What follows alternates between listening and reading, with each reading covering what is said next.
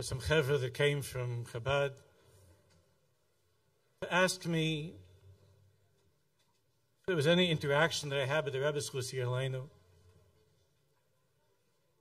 And they told there something that I really hadn't shared until that time, just some individuals, something more in my family.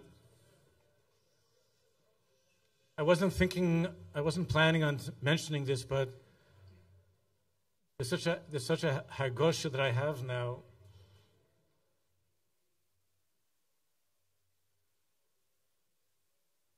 So I'm sure many of you, this went around in the way things go around these days. But I want to share it with you.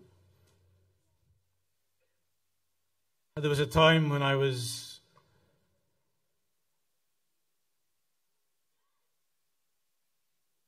faced with making a decision that was going to influence my entire future. And I wasn't sure la'an marlichim I see. I was very broken about this.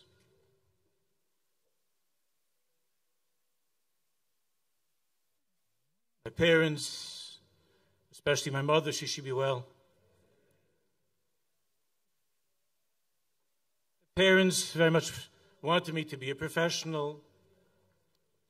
I was planning on going at that time to go to law school. I had prepared for that.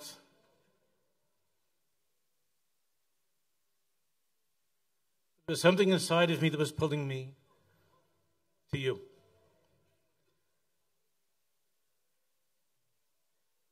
And I didn't know what to do. I didn't want to disappoint my parents. They went through a lot of things in their lives. At the same time, I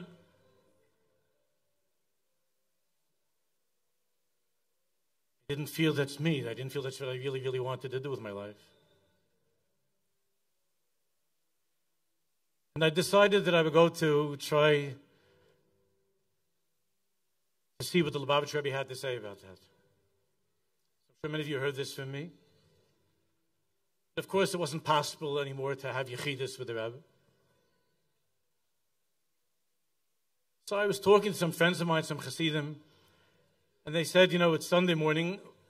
It wasn't the morning, it was probably Mincha time. And to go, maybe I'll be able to get in a word when the Rebbe comes out. After Mincha, I think. So I went to 770.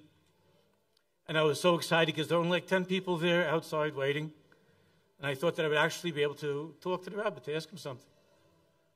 But then around 30 seconds, a minute or 30 seconds before it was time for him to come out, all of a sudden there were hundreds of people. And I was pushed like to the back. There was some kind, big chassid that gave me some help to get to the front of the row. That time I was a high school, or leaving high school, college maybe at that time, and I was wearing a kippah suga that, you know, that had my name on it. So they felt bad for me, you know, as a tzigger Kim and an outsider, so they pushed me up a little bit. And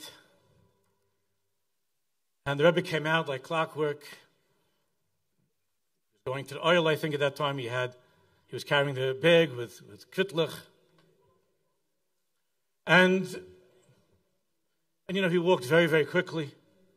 And I was just trying to make eye contact for a second. I gave up on talking about anything, but I was hoping to make eye contact. But he walked so fast, and I tried, and he just went right past me to the car.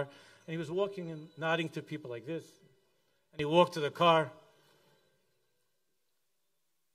And he stepped one foot into the car.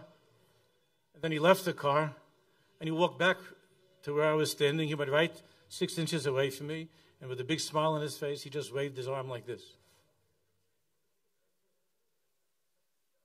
That's all.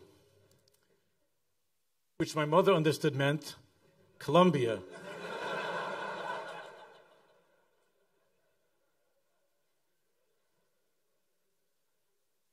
My father, Zichron Levracha, understood it the way that I did. all I could think about, I was trying to pay attention to my friends talking, and I was in the Nagunim, but I was thinking about the Rebbe's eyes, those beautiful, beautiful eyes that I was able to look into. And the smile that he gave me, and the soul that he gave me, the life that he gave me. When he waved his arm. And I'm feeling that push. I'm feeling that encouragement. So much now looking around at you.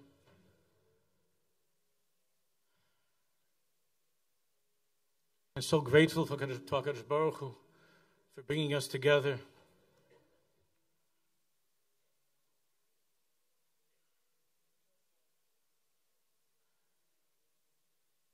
I know it's late, and Yerushalayim runs at different times. I want to share with you some of that feeling of the Rebbe's wave.